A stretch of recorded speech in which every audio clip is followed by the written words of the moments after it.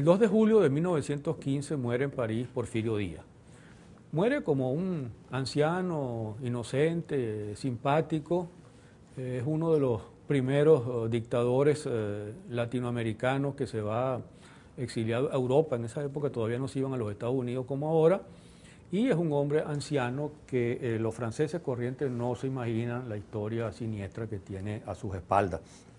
Díaz, por cierto, nació el 15 de septiembre de 1830 y una de las cosas que hizo fue cambiar un poco la fecha del Grito de Dolores. El Grito de Dolores de Hidalgo es en la madrugada del 16 de septiembre y él lo pasó para la noche del 15 porque el 15 era su aniversario. Y lo cierto es que México sigue celebrando todavía la Noche de Dolores o el Grito de Dolores el 15 y no en la madrugada del 16 como realmente fue. Y otra cosa interesante que hizo Porfirio Díaz fue blanquearse, porque Porfirio Díaz era un hombre de origen muy humilde, su padre era un criollo mexicano y su madre era indígena. Y evidentemente él era mestizo y uno ve las fotografías de su primera época como jefe militar y es un hombre de rasgos bastante indígena y de piel muy oscura, muy cobriza. Pero cuando uno ve los retratos que se le hacen a Porfirio Díaz desde que se apodera del poder en México, en los años 80, 90, principios del siglo XX, en los retratos cada vez se ve más blanco. No solo aparece como un prócer, generalmente a caballo, sino que sus facciones se europeizan, sus rasgos se vuelven blancos. Y recuerdo haber visto hasta un retrato de Porfirio Díaz con los ojos casi azules, que parecía verdaderamente un europeo presidente de México. Díaz tuvo un origen muy humilde, yo no puedo contar su vida aquí en poco tiempo, tuvo un origen muy humilde, lo destinaron por presión por su padrino de bautismo, lo destinaron al seminario, estuvo en el seminario, pero tuvo siempre inquietudes desde muy temprano en ese México convulsionado de mediados del siglo XIX y llegó a conocer en el seminario donde estudiaba, llegó a conocer a un liberal llamado Marcos Pérez.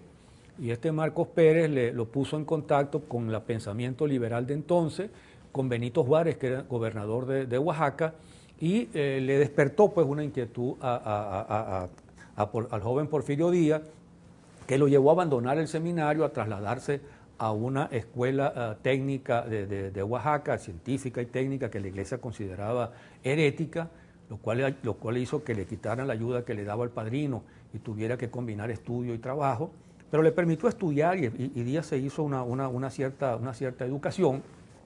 Como tenía que pasar un poco más adelante, Díaz iba a terminar en el ejército. En esos años de guerras, de conflictos, de guerra civil, iba a terminar en el ejército. Es más, en 1846, siendo apenas un muchacho de 15, 16 años, cuando se produjo la invasión de México, estando en el seminario, Díaz le había propuesto a otro grupo de jóvenes como él que formaran una brigada para ir a defender a México contra los Estados Unidos. De tal manera que en 1854 Díaz se suma al general Juan Álvarez, que acaba de lanzar el llamado Plan de Ayutla para enfrentar por fin a la dictadura interminable del entreguista Santana. Derrocan a Santana y entonces a partir de allí viene todo el proceso de reformas liberales que encabeza Juárez. En ese proceso Díaz va a tener un papel muy importante, muy destacado, y va a combatir como soldado en Oaxaca, que es su tierra, que es su territorio, y en Puebla. Y va a participar en numerosas batallas, entre otras en la famosa batalla del 5 de mayo de 1862 con Ignacio Zaragoza, donde logran derrotar a los invasores franceses, y en el año 67 es el que toma Puebla y más adelante es el que toma México en junio de ese mismo año, de tal manera que eso fue decisivo en el triunfo de Juárez, en el derrocamiento de Maximiliano y en la ejecución del propio Maximiliano unos días después. A partir de allí empieza Porfirio Díaz a entrar en conflicto con Juárez. Porfirio Díaz va a ser candidato presidencial contra Juárez ese año 67 y pierde. El año 71 vuelve a perder, no queda muy contento y se rebela por primera vez, pero no pasa nada. El año 72 muere Juárez, Lerdo de Tejada asume el poder provisorio hasta 1876 y decide lanzar su candidatura. Díaz vuelve a lanzar la suya y pierde, y esta vez dice que no soporta más que le hagan fraude, se alza contra Lerdo de Tejada y después de muchas peripecias finalmente logra derrocar a Lerdo de Tejada y al año siguiente es electo, el electo presidente por primera vez. La presidencia de Porfirio Díaz va a durar hasta 1810, hasta 1910, 1911. Son prácticamente 30 y tantos años en el poder, en un poder que se vuelve cada vez más absoluto, y yo por supuesto no tengo tiempo de detenerme en eso. Su dictadura fue fundamentalmente una dictadura que se hizo pasar por progresista, por positivista, por científica. El partido de Porfirio se llamaba Los Científicos, y fue una dictadura que creó, por supuesto, una infraestructura en México, ferrocarriles, algunos caminos, etcétera, que atrajo capital extranjero, que le entregó recursos al capital extranjero, entre ellos al capital estadounidense, y que produjo un cierto desarrollo para una pequeña minoría muy rica, mientras la mayor parte del pueblo vivía en las condiciones de hambre más terribles y más espantosas. Y aparte de eso se caracterizó por algunos crímenes famosos, como por ejemplo en 1879 se produjo una rebelión en Veracruz. Los rebeldes fueron capturados, el gobernador de Veracruz le manda un telegrama a Porfirio Díaz diciéndole ¿qué hago con los rebeldes?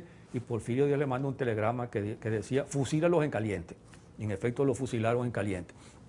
Y aparte de eso, fue el que acabó con lo que quedaba de la rebelión indígena de los mayas en Yucatán, acabó con la rebelión de los yaquis, los desplazó, los sacó de su territorio para mandarlos para otro, enfrentó las huelgas de Cananea y de Río Blanco violentamente, en fin, todo un cuadro de violencia.